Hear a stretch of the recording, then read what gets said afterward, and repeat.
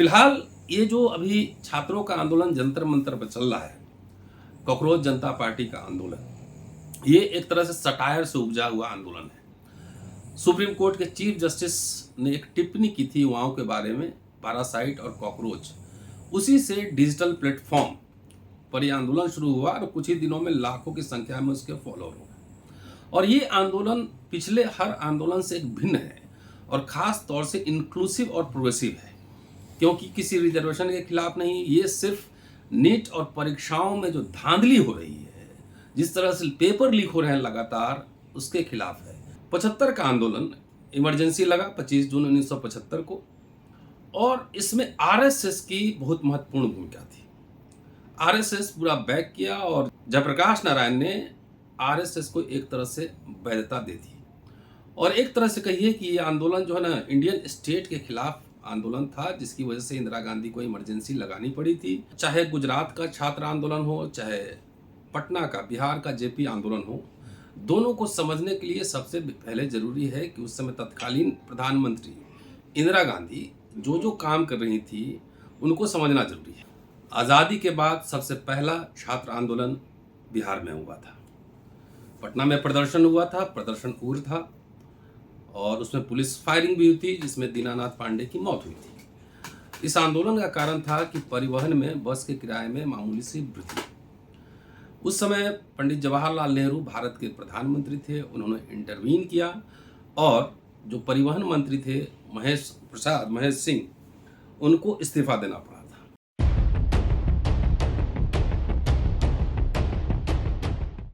आज़ादी के बाद सबसे पहला छात्र आंदोलन बिहार में हुआ था। पटना में प्रदर्शन हुआ था, प्रदर्शन उग्र था और उसमें पुलिस फायरिंग भी हुई थी, जिसमें दीनानाथ पांडे की मौत हुई थी। इस आंदोलन का कारण था कि परिवहन में बस के किराए में मामूली सी वृद्धि। उस समय पंडित जवाहरलाल नेहरू भारत के प्रधानमंत्री थे, उन्होंने इंटरवीन किया और जो परिवहन मंत्री थे महेश सिंह, उनको इस्तीफा देना पड़ा था। उसके बाद दूसरा सबसे महत्वपूर्ण आंदोलन दक्षिण में हुआ, तमिलनाडु में, हिंदी विरोधी आंदोलन। जब हिंदी को आधिकारिक भाषा बनाए जाने का कानून लाया गया, उस समय तमिलनाडु ने हिंदी के खिलाफ विद्रोह किया, सत्याग्रह हुए, प्रदर्शन हुए और फाइनली हुआ क्या, कांग्रेस वहाँ कमजोर पड़ी और डीएमके जैसे पार्टियों का उदय हुआ। खास तौर से जब 70 के दशक में हम आते हैं, उस समय इंदिरा गांधी प्रधानमंत्री थी और चाहे गुजरात का छात्र आंदोलन हो, चाहे पटना का, बिहार का जेपी आंदोलन हो, दोनों को समझने के लिए सबसे पहले जरूरी है कि उस समय तत्कालीन प्रधानमंत्री इंदिरा गांधी जो जो काम कर रही थी उनको समझना जरूरी है। जमींदारी उन्मूलन, प्रिवी पर्स का खत्म किया जाना, पाकिस्तान का विभाजन और बांग्लादेश का उदय, बैंकों का राष्ट्रीयकरण, पब्लिक सेक्टर यूनिट का निर्माण और साथ साथ पोखरण परीक्षण। जब जाहिर है कि जिस समय पाकिस्तान अमेरिका की धमकी के बावजूद इंदिरा गांधी ने पाकिस्तान का विभाजन कर दिया था और कई तरह की शक्तियां, चाहे वो फ्यूडल फोर्सेज हों, कैपिटलिस्ट फोर्सेज हों, सब इंदिरा गांधी के खिलाफ काम कर रही थी। जाहिर है अमेरिका नाराज तो था ही। इसी बीच गुजरात में एलडी इंजीनियरिंग कॉलेज में एक फीस बढ़ोतरी, मेस में फीस बढ़ोतरी 20% जो फीस बढ़ोतरी हुई थी, उसको लेकर छात्रों ने प्रदर्शन किया, सत्याग्रह किया और कई तरह के आंदोलन हुए। उसके बाद 1974 में बिहार में ही छात्रों ने, जिसके नेता लालू प्रसाद यादव थे और बाद में जेपी ने टेक ओवर किया, सरकार के खिलाफ महंगाई, भ्रष्टाचार के मुद्दे को लेकर काफ़ी व्यापक आंदोलन हुआ। कई तरह की फोर्सेस काम कर रही थी, सीए काम कर रहा था और ख़ास तौर से मीडिया, खास तौर से इंडियन एक्सप्रेस लगातार इंदिरा गांधी की नीतियों के खिलाफ आर्टिकल लिख रहा था। और जाहिर है कि जब प्रिवी पर्स खत्म हुआ या बैंक का नेशनलाइजेशन हुआ या जमींदारी उन्मूलन हुआ या इस तरह के कार्य हुए, उससे कॉरपोरेट जगत, फ्यूडल लॉर्ड सब नाराज थे। 75 का आंदोलन इमरजेंसी लगा 25 जून 1975 को और इसमें आरएसएस की बहुत महत्वपूर्ण भूमिका थी। आरएसएस पूरा बैक किया और जयप्रकाश नारायण ने आरएसएस को एक तरह से वैधता दे दी। और एक तरह से कहिए कि ये आंदोलन जो है ना, इंडियन स्टेट के खिलाफ आंदोलन था, जिसकी वजह से इंदिरा गांधी को इमरजेंसी लगानी पड़ी थी, क्योंकि जयप्रकाश नारायण ने खुलेआम ये घोषणा कर दी थी अधिकारियों को, सेना को, कि सरकार की बात न माने। बहरहाल 18 महीने बाद इंदिरा गांधी ने इमरजेंसी हटा ली और चुनाव में गई, चुनाव हार गई खुद। कई राज्यों में गैर कांग्रेसी सरकार बनी। उसके बाद असम में आई। असम में 1979 से लेकर 1980 के दशक तक छात्रों का बड़ा आंदोलन हुआ और उसमें एक तरीके से ऑल असम स्टूडेंट यूनियन बना, असम गण परिषद बना। और कारण था कि जो बांग्लादेशी घुसपैठ हैं या अन्य राज्यों का जो वहाँ पे घुसपैठ हो रहा था, उसके खिलाफ वो आंदोलन था। 15 अगस्त 1986 को राजीव गांधी प्रधानमंत्री थे, उनके साथ एक समझौता हुआ। और ख़ास बात यह है कि सरकार बात कर रही थी लोगों से और समझौता में कई, जिसको असम समझौता कहते हैं, और उसमें कई तरह की बातें उनकी मांगी गई, जैसे कि कौन घुसपैठिया होगा, नहीं होगा, उसका कट ऑफ डेट डिसाइड किया गया। और कट ऑफ डेट था 25 मार्च 1971। इसके अलावा असम के शैक्षणिक और आर्थिक विकास के लिए कई योजनाएं की गई। वहाँ IIT खुले, वहाँ पे पब्लिक सेक्टर यूनिट खुला और साथ साथ भाषाई और सांस्कृतिक सुरक्षा के लिए भी कानून बनाए। सीमा पर फेंसिंग हुई, घेराबंदी हुई और जितने भी केस मुकदमे हुए थे उस दौरान, आंदोलन के दौरान, सब वापस लिए गए और जितने लोग मारे गए थे उस आंदोलन में सबको मुआवजा का भी प्रावधान किया गया। तो एक तरह से सरकार निगोशिएट कर रही थी, बात कर रही थी। असम गण परिषद का उदय हुआ था और उसने सरकार भी वहाँ पर बनाई। अगला जो चरण है छात्र आंदोलन का 1990, और ये भी एक तरह का रिएक्शनरी मूवमेंट था। 1980 के दशक में गुजरात में मेडिकल कॉलेजेस में 10% रिजर्वेशन के खिलाफ भी छात्रों ने आंदोलन वहाँ पर किया था। और 90 में भी जब मंडल कमीशन लागू हुआ तो उसके खिलाफ कमंडल की राजनीति शुरू हुई। दोनों, जो चाहे गुजरात का छात्र आंदोलन हो, वो मेडिकल में रिजर्वेशन के लिए, या OBC रिजर्वेशन का जो पूरा प्रावधान था VP सिंह लेकर आए थे, उसके खिलाफ जो छात्र आंदोलन था, बेसिकली वो स्टेट अफर्मेटिव एक्शन के खिलाफ आंदोलन था। उसके बाद देश में राजनीति की दिशा और दशा बदल गई। और एक बात है, JP मूवमेंट हो, चाहे मंडल कमीशन के खिलाफ मूवमेंट हो, कमंडल मूवमेंट हो, सब में RSS की सक्रिय भूमिका रही और RSS ने मेजर रोल इसमें प्ले किया, चाहे पीछे से हो, चाहे प्रत्येक या परोक्ष रूप से। उसके बाद 2011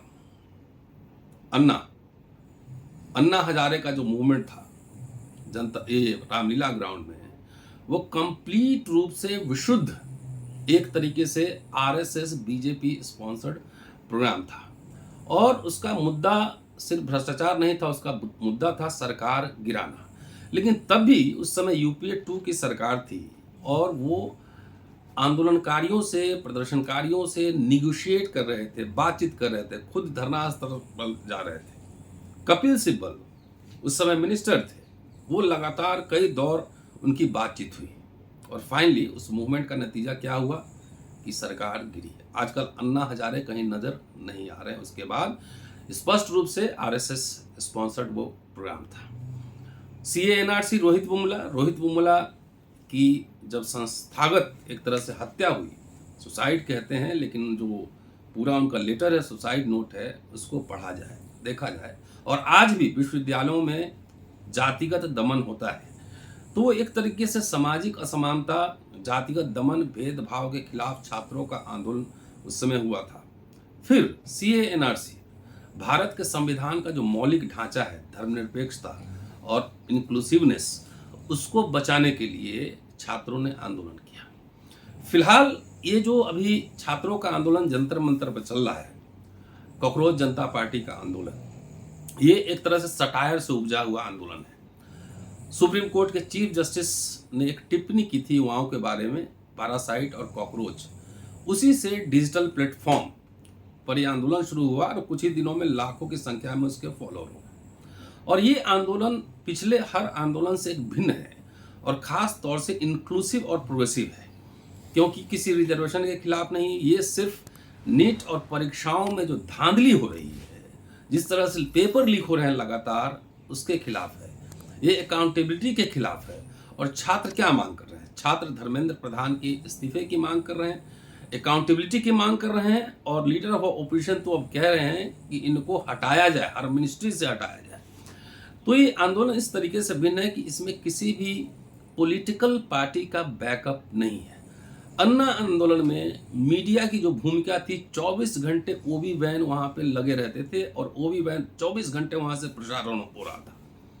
लेकिन इस आंदोलन में मीडिया गायब है, और ये आंदोलन डिजिटल प्लेटफॉर्म, सोशल मीडिया के माध्यम से आगे बढ़ रहा है। और जिस तरीके से सरकार दमनकारी नीति अपना रही है, जिस तरीके से लड़कियों को मारा गया, लड़कों को मारा गया, हजारों की संख्या में मारा गया, मेट्रो बंद कर दिए गए हैं, रोड बंद कर दिए हैं, इंटरनेट बंद कर दिए हैं, दुकानें बंद कर दी गई हैं, चारों तरफ दिल्ली में घेराबंदी कर दी गई है।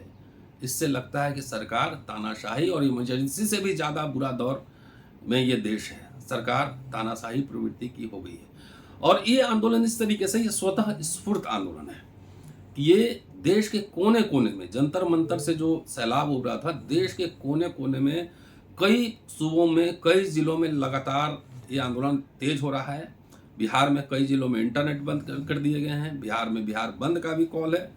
तो इस मामले में अनूठा है कि नए नए मेथड से ईजाद किए जा रहे हैं, और इसमें छात्रों का यह आंदोलन है, किसी पॉलिटिकल पार्टी या आरएसएस जैसे संगठन से बैक्ड आंदोलन नहीं है। लोग देश विदेश से खाना भेज रहे हैं, वहाँ पे खाना ज़्यादा हो रहा है, और इस डिजिटल युग में इसको दबाना भी आसान नहीं है। जेएनयू के वाइस चांसलर, जो कि ऐसा पहली बार हो रहा है कि वो छात्रों को कह रहे हैं कि आप उस आंदोलन में न जाएं। क्या अरुण जेटली के बारे में कहा जा सकता था? लालू प्रसाद यादव के बारे में कहा जा सकता है? अगर छात्र राजनीति में सक्रियता नहीं दिखाएंगे तो क्या कॉर्पोरेट राजनीति करेगा? बहुत सारे सवाल हैं, लेकिन ये आंदोलन एक स्वतः स्फूर्त आंदोलन है, और इस तरीके से भिन्न है कि इसमें कोई एब्स्ट्रैक्ट डिमांड नहीं है, इसमें कंक्रीट इशू है। ये सरकार को गिराने के लिए आंदोलन नहीं है। पिछले जितने आंदोलन हुए, चाहे अन्ना का हो, चाहे 90 का कमंडल आंदोलन हो, चाहे जेपी का आंदोलन हो, इनका एजेंडा ही था कि सरकार को गिराना है। लेकिन ये आंदोलन इस अर्थ में भिन्न है कि ये सरकार को गिराने की बात नहीं कह रहे हैं। ये कह रहे हैं धर्मेंद्र प्रधान इस्तीफा दो, और जितने भी हेरा फेरी एग्जामिनेशन में वो दुरुस्त हो, अकाउंटेबिलिटी तय हो। ये इसका ये ब्यूटी है।